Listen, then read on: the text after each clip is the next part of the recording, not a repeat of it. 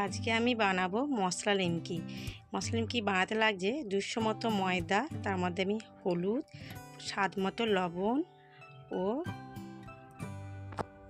Roasted জিরে গুঁড়ো আর 1 চামচ মতো জোয়ান দিয়েছি, আর একটু সামান্য পরিমাণ মিষ্টিও দিয়েছি, চিনি, এবং 1 চামচ খাবার সোডা দিয়ে আর একটু লঙ্কার গুঁড়ো দিয়েছি, লাল লঙ্কার গুঁড়ো ও 2 চামচ মতো গরম করা সাদা তেল। আপনারা তেলের পরিমাণটা একটু বেশি দেবেন, তাহলে মুচমুচেও খাস্তা হবে। ভালো করে দেওয়ার পর ময়দাটাকে আমি একসাথে সব মিশিয়ে নেব, আর একটা শুকনো লঙ্কা গুঁড়ো দিয়ে দিয়েছি ওর মধ্যে।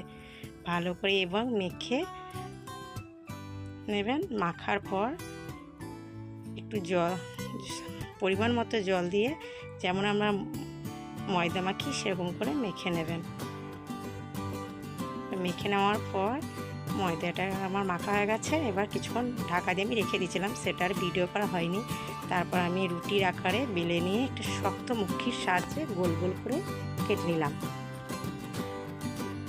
এইভাবে আমি বাকিগুলো সব কেটে নিয়েছিলাম। এবার কড়াইয়ে তেল দিলাম। তেল গরম হয়ে যাওয়ার পর একে একে আমি নিমকি আকারে গোল গোলগুলো আমি ছেড়ে দিলাম।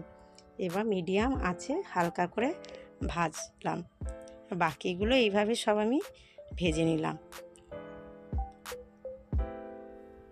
এবার হালকা করে লাল হয়ে যাওয়ার পর আমি আস্তে আস্তে সব নিমকিগুলো এইভাবেই ভেজে নিলাম।